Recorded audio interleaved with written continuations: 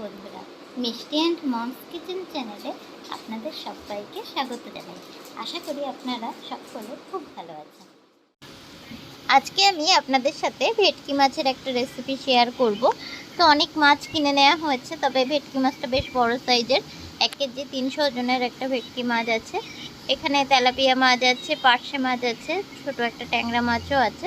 তো অনেক রকম মাছ নিয়ে নেওয়া হয়েছে, আর মাছগুলোকে মা এখন কেটে নিচ্ছে। তবে ভেটকি মাছের রেসিপিটাই আপনাদের সাথে আজকে আমি শেয়ার করে দেব। তো মাছের পাখনাগুলোকে কেটে নেওয়ার পর আঁশগুলো ছাড়িয়ে নেওয়া হয়েছে, আর এবারে মাছটাকে পিস করে নেওয়া হচ্ছে। তো একইভাবে সমস্ত মাছগুলোকে কেটে নেওয়া হবে।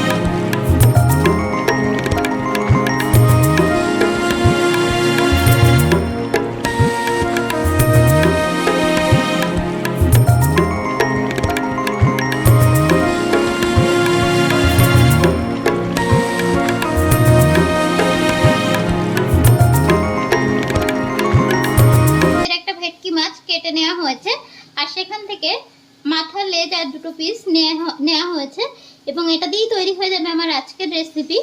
খুব চটজলদি এবং খুব সহজে কম উপকরণ দিয়ে এটাকে বানিয়ে নেওয়া হবে, এবং যাতে এটা হেলদি হয় তার জন্য অল্প তেল মশলা ইউজই করা হবে। তো এটা খেতেও কিন্তু খুব সুন্দর হয়, আর বাড়িতে সকলেই এটা খেতে খুব ভালোবাসবে। আপনারা অবশ্যই এটা একবার ট্রাই করে দেখবেন। তো চলুন এটা বানাতে যে উপকরণগুলো লাগছে দেখে নেওয়া যাক, আর পরবর্তীতে ভেটকি মাছের আরো ভালো ভালো রেসিপি আপনাদের সাথে আমি শেয়ার করে দেব।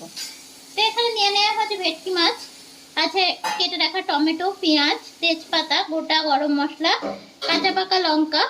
এখানে আমি লঙ্কার কোনো গুঁড়ো ইউজ করছি না, তবে আপনারা যদি চান তাহলে লঙ্কার গুঁড়ো ইউজ করতে পারেন। আর লাগছে এখানে আদা রসুনের পেস্ট, কেটে রাখা আছে আলু, ওখানে আছে হলুদ গুঁড়ো, জিরে আর গরম মশলা গুঁড়ো, লবণ। রান্নাটা আমি সাদা তেলে করব। মাছে এবার লবণ হলুদ মাখিয়ে নেওয়া হবে। তো দেওয়া হলো হলুদ গুঁড়ো, এবার দিয়ে দিতে হবে লবণ, আর মাছগুলোকে ভালোভাবে লবণ হলুদ মাখিয়ে নিয়ে ভাজতে চলে যাব।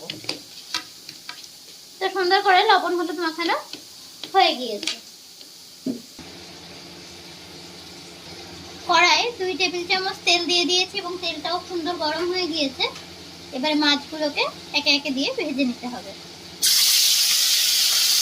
প্রথমে মাথা আর লেজটা দিয়ে দেওয়া হলো, পরে বাকি দুটো মাছ ভেজে নিতে হবে।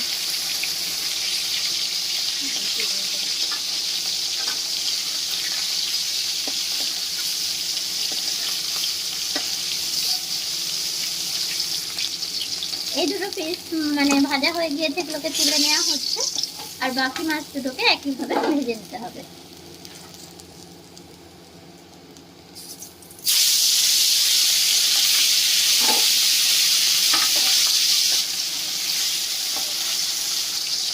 বাকি 2 পিস মাত্র ভাজা হয়ে গিয়েছে।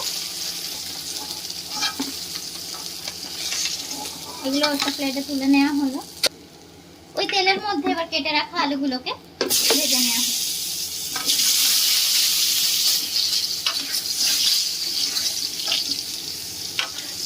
দিয়ে দেওয়া হচ্ছে অল্প একটু লবণ আর সামান্য একটু হলুদ।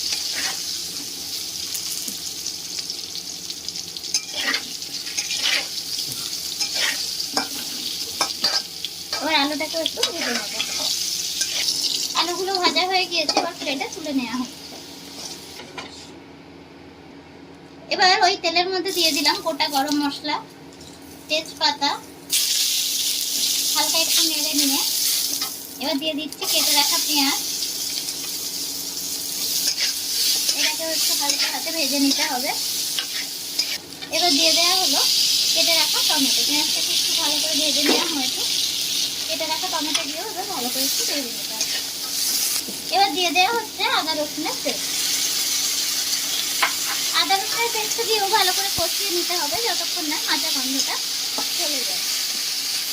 একটু কষিয়ে নিয়ে এবারে দিয়ে দিচ্ছি অল্প একটু লবণ, দিয়ে দেবো একটু হলুদ গুঁড়ো। এখানে আমি কোনো রকম লঙ্কার গুঁড়ো ইউজ করছি না, আপনারা চাইলে একটু লঙ্কার গুঁড়ো ইউজ করতেই পারেন। দিয়ে দিচ্ছি এখানে অল্প মানে 1 চামচ পরিমাণে জিরে গুঁড়ো, আর দিয়ে দেবো একটু জল যাতে মশলাটা পারফেক্ট কষানো হয়ে যায়।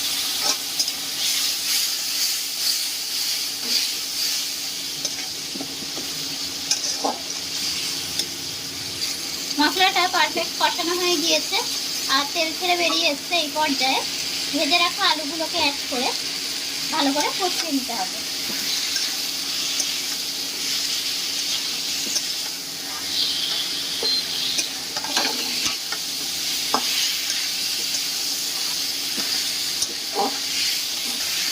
আলুটা দিয়ে বেশ খানিকক্ষণ কষিয়ে নেওয়া হয়েছে আর দেখুন মশলা দিয়ে আলুর সাথে সবকিছু কিন্তু পারফেক্ট কষানো হয়ে গিয়েছে।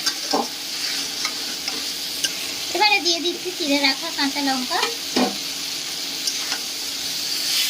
এটাকে দিয়েও কষিয়ে নিতে হবে। এবার দিয়ে দেওয়া হচ্ছে উষ্ণ গরম জল।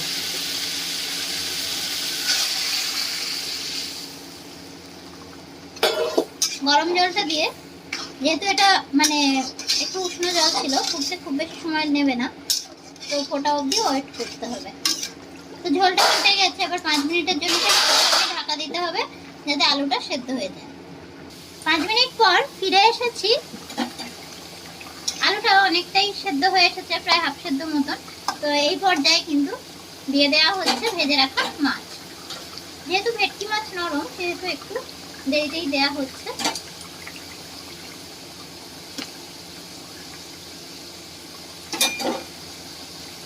এবারও এই মাছগুলো দেওয়ার পরে আবারও আমি লো ফ্লেমে এটাকে 5 মিনিটের জন্য ঢাকা দিয়ে রেখে দেবো।